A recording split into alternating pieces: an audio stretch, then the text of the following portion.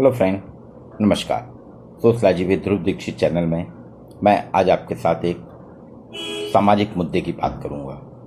जी हाँ, ये समाज का बहुत ही ज्वलंत मुद्दा है और आए दिन समाचार पत्रों में मुझको लगता है कि कोई भी शहर ऐसा नहीं है जहां इस प्रकार की न्यूज़ सुर्खियों में ना आती हो। इसे हम यौन दुराचार, यौन दुर्व्यवहार, यौन हिंसा या यौन रूढ़िवादिता, यौन कट्टरता भी कह सकते हैं। मैं मध्य प्रदेश का निवासी हूँ और ये वीडियो प्रस्तुत कर रहा हूँ। बड़े शर्म की बात है कि मध्य प्रदेश रेप बलात्कार में देश में नंबर 1 है, अव्वल है। यहाँ का कोई भी शहर ऐसा नहीं है, गांव शहर सभी, जहाँ प्रतिदिन रेप की घटनाएं घटती हैं, महिलाएं यौन शोषण का शिकार होती हैं।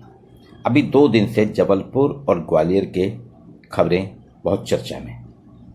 ये दोनों शहरों की जो है, इनकी चर्चा आपने पढ़ा होगा, लेकिन इनकी चर्चा मैं इसलिए कर रहा हूँ, ये एक ऐसा मुद्दा है जो बता रहा है कि कितनी यौन कट्टरता लोगों में आ गई है। सामान्यतः इसको मैंने रूढ़िवाद से जोड़ा है, फैंटेनिज्म से जोड़ा है। रूढ़िवाद एक ऐसी विचारधारा होती है जो पारंपरिक मान्यताओं का अनुकरण तार्किकता या वैज्ञानिकता के स्थान पर न करके केवल आस्था और प्राग अनुभवों के आधार पर करती है। यह विचारधारा नए और बिना आजमाए हुए विचार हैं उनको दरकिनार करके पुराने परंपरागत विचारों को ही अपनाने की बात करती है। इसमें व्यक्ति इतना कट्टर हो जाता है कि किन्हीं मूल विश्वासों में अपनी आस्था और मूल सिद्धांतों का अनुसरण, इसके प्रति उसकी कट्टरता होती, कठोरता होती है। तो वास्तव में यौन उत्पीड़न जो है उसमें भी इसको मैं रूढ़िवादिता कह रहा हूँ, क्योंकि आपने देखा होगा आदिम युग में हम सभी जानते हैं मनुष्य पशुओं की तरह स्वच्छंद और उन्मुक्त होकर यौन व्यापार करता था, क्रियाकलाप करता था, संभोग करता था। धीरे धीरे जैसे जैसे विकास होता गया, आदिम युग में तो समाज में कोई परिवार भी नहीं था और सेक्स को लेकर कोई निश्चित मापदंड भी नहीं थे। लेकिन जैसे जैसे सभ्यता का विकास होता हुआ हमने परिवार की रचना की, विवाह की रचना की और सेक्स के लिए भी निश्चित मापदंड किए और उन्हीं मापदंडों के आधार पे यौन व्यवहार होने लगे। एक मापदंड रखे गए, किनके साथ यौन व्यवहार होंगे, किनके साथ नहीं होंगे, किनके साथ वर्जित होगा। सभ्यता के विकास में अगर हम देखें तो सेक्स जो है शुचिता की बात होने लगा। यौन शुचिता और सेक्स व्यवहार के संबंध में नैतिक मापदंड स्थापित किए गए। जैसे जैसे हमारी मानव सभ्यता बढ़ती गई, मानव सभ्यता के साथ साथ यौन शुचिता का विषय बन गया और सेक्स व्यवहार के निश्चित नैतिक मापदंड भी स्थापित हो गए। जो पहले स्वाभाविक हुआ करता था अब वो एक अस्वाभाविक हो गया। स्वाभाविक इसलिए कह रहा हूं, एक निश्चित मापदंड में नैतिकता के परिपेक्ष में आप यौन संबंध कर सकते हैं। लेकिन आप देखेंगे सभ्यता के साथ साथ जैसे जैसे सभ्यता बढ़ती जा रही है, सभ्यता के विकास के साथ साथ हमारा नैतिक और चारित्रिक पतन भी हो रहा है। इसके पीछे एक तो वर्तमान भोगवादी प्रवेश है, आधुनिक पश्चिमी सभ्यता है, जिसे हम तथाकथित मॉडर्न संस्कृति भी कह सकते हैं। समाज और कानून का खत्म होता भय। पहले समाज का भय रहता था, व्यक्ति डरता था, नजरों का लिहाज कर। अब समाज का कोई भय नहीं रहा। फिर कानून जो है, कानून भी आजकल लोगों के लिए बाएं हाथ का खेल हो गया, कानून से डरता नहीं है। नशीले पदार्थों का बढ़ता सेवन और इसके साथ साथ ब्लू फिल्मों का, जो ब्लू फिल्में आ रही हैं, यौन फिल्में आ रही हैं, ये सारी चीज़ों का मोबाइल फ़ोन में, आपके इंटरनेट में इतना ज़्यादा प्रचारित किया जाता है, इतना ज़्यादा दिखाया जाता है, इसमें कोई मापदंड नहीं है। तो आप देखेंगे पूरा का पूरा ये सारे तथ्य ये जो है ये जिम्मेदार हैं यौन दुर्व्यवहार के लिए, यौन दुराचार के लिए, यौन हिंसा के लिए। मैं इसको यौन हिंसा भी कहता हूँ। आपने देखा होगा अभी कुछ सालों से जैसे जैसे सभ्यता बढ़ती जा रही है, विकार भी आते जा रहे हैं। हमारे आपके मानव के मन में विकार भी आते जा रहे हैं। एक विकार होता है फिडोफेलिया। फिडोफेलिया को हम कहते हैं बाल यौन शोषण। ये एक बहुत बढ़ गया है। आपने देखा होगा इसमें क्या होता है कि हर देश में, हर क्षेत्र में, किसी कोने में, देश के किसी भी कोने में मासूम बच्चों के साथ यौन उत्पीड़न बलात्कार जैसी घटनाएं निरंतर बढ़ रही हैं, रोज पेपर में आती हैं। फिडोफिल जो होता है, फिडोफिल यौन उत्पीड़न की तरह सीमित नहीं रहता कि खाली यौन सेक्स करा या संभोग करा, इतना नहीं, बल्कि वो शिकार को अपने जान से मार डालने के निश्चित काम में भी उसको आनंद आता है, मजा आता है। दिल्ली का निर्भया कांड आप तभी देखा होगा, किस मतलब उसकी तो चर्चा ही करना बेकार है, मतलब कहाँ तक पराकाष्ठा पहुंच गई थी। ऐसे ही नोएडा में एक निठादी कांड हुआ था और एक मधुर भट्टाकर की पिक्चर आई थी पेज 3, उसमें इसको उन्होंने बहुत अच्छे से दिखाया था। ये कहलाता है फिडोफिल यानी बाल यौन शोषण। अब मैं आज बात कर रहा हूं आपके साथ, ये क्यों वीडियो पे चर्चा कर रहा हूं, ये यौन दुर्व्यवहार या यौन दुराचार या यौन उत्पीड़न की। अभी 2 दिन पहले रानी दुर्गावती विश्वविद्यालय जबलपुर में पहले भी सेक्स स्कैंडल हुए हैं, लेकिन अभी फिर एक बार हुआ। और विगत 2005 से तो लगातार 2005 के बाद से लगातार विगत 15 सालों में किसी न किसी डिपार्टमेंट, किसी न किसी विभाग में यौन उत्पीड़न की घटनाएं यदाकदा होती रही। लड़कियों ने शिकायत की, कुछ ने अपनी शिकायत वापस ले ली, दबाव बस उन पर इतना प्रेशर हुआ, दबाव बस उन्होंने वापस ले ली। पत्रिका समाचार पत्र ने कल छापा भी था कि अभी 3 साल पहले डिपार्टमेंट बायो साइंस में एक लड़की ने शिकायत की थी, बाद में उसको दबा दिया गया। समाजशास्त्र विभाग के भी एक नामी ग्रामी प्रख्यात प्रोफेसर ने भी के साथ भी ये हुआ था, लेकिन उन्होंने अपने दबाव का, अपने प्रोफेसर पद का प्रयोग करके उस लड़की की आवाज़ दबा दी, बात खत्म हो गई, समझौता हो गया। लेकिन इस बार बायो साइंस में एक प्रोफेसर के साथ फिर एक प्रोफेसर इसमें शामिल हुए, सम्मिलित हुए, और एक लड़की ने दबंगता दिखाई। उसने हार नहीं मानी, उसने जो होगा देखा जाएगा, और उसने पूरी कंप्लेन करी, विश्वविद्यालय को कंप्लेन करी, और लगातार वो सुनने में आया कि विश्वविद्यालय से मांग कर रही थी अपनी सुरक्षा की मेरे साथ न्याय किया जाए। जब नहीं हुआ तो उसने फिर कुछ राजनीतिक लोगों को शरण ली और पुलिस थाने गई। प्रोफेसर साहब अब सेंट्रल जेल में, अर्थात गुरु जो कि वो लड़की उनके अंडर में पीएचडी कर रही थी, शोध कार्य कर रही थी। कितने अरमानों से उस लड़की ने चुना होगा कि प्रोफेसर हैं, यूनिवर्सिटी में हैं, एक सम्मानित हैं। 5 सितंबर आ रहा है शिक्षक दिवस, और उसके पहले शिक्षक की ये करतूत। कई प्रोफेसर अभी भी हैं, पत्रिका समाचार ने कहा कि कई प्रोफेसर हैं। रानी दुर्गावती विश्वविद्यालय का शर्मनाक दृश्य, शर्मनाक पहलू ये है, शिक्षा के क्षेत्र में भले उसने तरक्की ना की हो, नैक से उसने A ग्रेड ना लिया हो, लेकिन बलात्कार और यौन शोषण में A ग्रेड ले चुका है। मैं ये कह रहा हूं बेवजह, क्योंकि समाचार पत्रों में आए दिन छप रहा है। अभी ये मामला ठंडा नहीं हुआ। आज फिर मेरे एक मित्र ने, ग्वालियर में है, उन्होंने एक ग्वालियर के दैनिक भास्कर की रिपोर्ट भेजी। उसमें बताया, ये तो बहुत ही ज़्यादा शर्मनाक स्थिति है। ग्वालियर में एक 14 साल की बेटी ने, उसके साथ कई महीनों से शोषण हो रहा था। उसकी माँ खत्म हो गई थी, अपने भाई भाभी के पास रहती थी, फिर पढ़ाई के लिए वो अपने पिताजी के पास आ गई, अपने पिता और दादाजी के पास रहने लगी। इतनी ज़्यादा परेशान हो गई थी कि उसने कल अंततः पुलिस को खबर की और पुलिस को बुलाया, थाने में जाके कंप्लेंट कराई कि मेरे साथ आए दिन, बचपन से ही मेरे साथ मेरे दादाजी और मेरे पिताजी, लड़की कह रही मेरे दादाजी और मेरे पिताजी मेरे साथ यौन शोषण करते हैं। मुझको पहले कुछ जानकारी नहीं थी, मैं दबाव देती थी, मना करती थी, उन लोग चिल्लाती थी, धमकी देते तुमको हम मार डालेंगे। लेकिन कल इंतहा हो गई। 2 दिन पहले दादा और फिर कल पिता ने जब उसके साथ जबरदस्ती करी तो उसने थाने में कंप्लेंट की।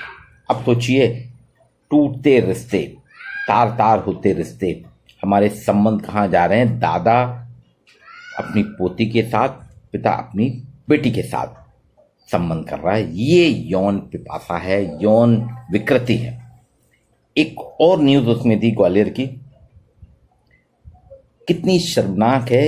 एक व्यक्ति ने अपनी पत्नी के बाथरूम से वीडियो बनाए और उस वीडियो को उसने अपने जीजा को देके कहा। अब उसका जीजा, पति का जीजा रायपुर से ग्वालियर आया, ग्वालियर में उसको वो फिल्म दिखा के उस महिला को उसके साथ यौन व्यवहार, दुर्व्यवहार किए, यौन शोषण किया। मतलब पति ने अपने जीजा को उकसा के अपनी पत्नी का रेप करवाया। एक और घटना दी है उसमें, एक मकान मालिक के साले ने, उनके मकान में जो एक महिला रहती थी, मकान मालिक के साले ने जबरदस्ती धमकी देकर उस महिला के साथ दुर्व्यवहार किया, यौनाचार किया, जिसकी शिकायत भी थाने में दी गई। एक और घटना है, 4 घटनाएं ही बोले कि एक पुरुष ने बेवकूफ़ बना के मैं शादी करूंगा, और उसका पिछले 6 माह से शोषण कर रहा था, यौन शोषण कर रहा था, और जब शादी के लिए मना कर दिया, शादी के लिए तैयार नहीं हुआ, तो उसने उससे कंप्लेंट की। अभी कुछ दिन पहले जौनपुर में भी ऐसी घटना है, 2-3 लड़कों की लगातार आ रही कि उन्होंने एक लड़की के साथ ले गया, कहीं बाहर घूमे फिरे, और जब लड़की ने कहा कि शादी करो तो मारपीट करने लगा, साफ मना कर दिया, तो अंततः उस लड़की को महिला थाने जाना पड़ा। तो ये कुछ किस्से जो हैं, ये किस्से नहीं, ये बताते हैं कि मानव की यौन विकृतियां मानव में सभ्यता के विकास के साथ इतनी ज़्यादा हो गई हैं, इतनी ज़्यादा हो गई हैं। मैंने पहले ही बाल यौन शोषण की बात की थी, उसके बाद ये कि यौन दुराचार, इसको मैं रूढ़िवादिता के साथ ले रहा हूँ कि पहले जो था कि रूढ़िवादिता, इसलिए कह रहा हूँ यौन रूढ़िवादिता, क्योंकि प्रारंभ में जो ताकतवर होता था, कमजोर के साथ वो यौन शोषण करके बड़ा सुखी महसूस करता था, खुश होता था। राजा महाराजा अपने हरम रखते थे और शोषण करते थे। शुरू से ही महिला को सिर्फ उपभोग की वस्तु माना गया, उसके साथ के कि कमजोर है, इसके मैं दबा कर रखूँगा, इसका यौन शोषण करूँगा। लेकिन बीच में जैसे जैसे सभ्यता बिगड़ी, समाज विकसित हुआ, तो हमने अपने मापदंड रखे इसी सबको रोकने के लिए। यौन दुराचार ना हो, परिवार बना, विवाह नाम की संस्था बनी, निश्चित मापदंड बने, नातेदारियों में प्राथमिक, द्वितीयक, तृतीयक नातेदारों में प्रतिबंधित किए गए कि किन के साथ आपके कैसे संबंध होंगे, किन से संबंध नहीं होंगे, सारी चीजें हुई। पर आज आप देखें कि मशीनीकरण के दौर में, आधुनिकता के दौर में, मॉडर्न संस्कृति, पाश्चात्य सभ्यता, वर्तमान भोगवादी प्रवेश, नशीले पदार्थों का बढ़ता सेवन, मीडिया क्रांति, समाज का खलता भय और कानून की अनदेखी, कानून का भय समाप्त होने के कारण आज क्या स्थिति है कि ना तो परिवार की लोगों को चिंता है, ना विवाह संस्था के नियमों का पालन कर रहे हैं, ना अपनी नातेदारी पे अमल कर रहे हैं। ये धीरे धीरे हमारे जो जितने रिश्ते थे, रिश्तों की एक पहचान थी, रिश्तों की जो पकड़ थी, वो पूरी पकड़ खत्म हो चुकी है।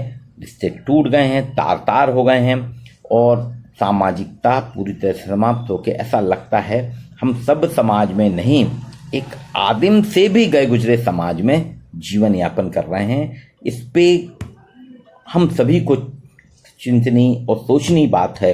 हम सभी को सोचना होगा कि हम जा कहाँ रहे हैं। क्या लड़कियां या महिलाएं बिल्कुल भी सुरक्षित नहीं है? शासन उनको इतनी सुरक्षा नहीं दे सकता। और इसके पीछे मुल्क, आपने देखा होगा निर्भया हत्याकांड जो हुआ था, निर्भया कांड, कितने दिनों बाद न्याय मिला। तो मैं कहता हूं ये इसके पीछे कानूनी कमजोरी है। अगर ऐसा कोई भी केस लड़की दर्ज कराती है या महिला दर्ज कराती है, आपको सारे अनिवार्यताएं छोड़ के तत्काल में 3 दिन के अंदर पर्दाफाश करना चाहिए कि वास्तविकता क्या है। मैं ये नहीं कह रहा कि लड़की सही है, लड़की भी झूठ बोल सकती है कभी कभी, लेकिन पूरी तरह से जानकारी ली जाए और उस जानकारी को लेने के बाद और उस पर तत्काल कार्रवाई की जाए और कड़े कानून दिए जाएं। यहाँ पे मैं ये कह रहा हूँ कि फांसी से नीचे कोई बात होनी नहीं चाहिए।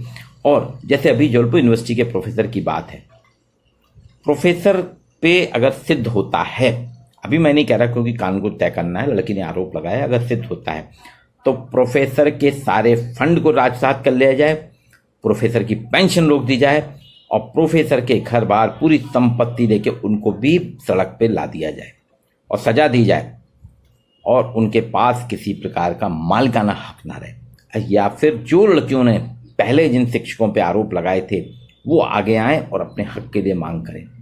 और कई बार ऐसा भी होता है कि आप आरोप लगा के क्यों समझौता कर लेती हैं।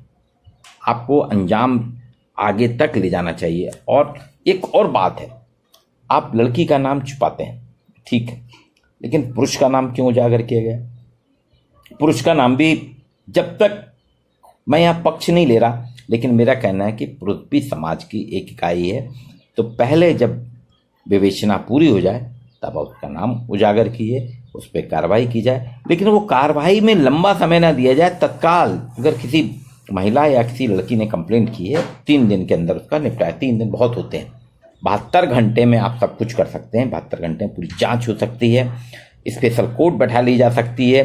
जजों को भी अपनी मानसिकता बदलना होगी। तात्कालिकता के आधार पे दोनों पक्षों के सुन के, साक्ष्य के और दोनों पक्षों की बातें सुन के आपको निर्णय देना चाहिए।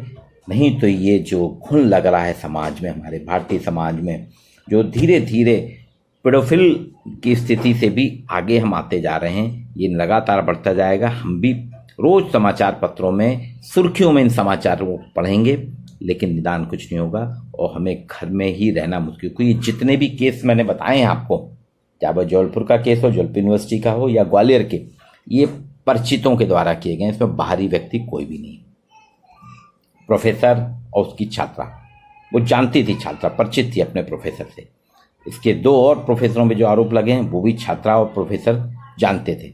फिर वो लड़की, उसके पिताजी हैं, पिताजी से ज़्यादा पहचान क्या होगी? दादाजी से ज़्यादा पहचान क्या होगी? जीजा जानता है, पति के जीजा ने करा, तो उससे ज़्यादा पहचान क्या होगी?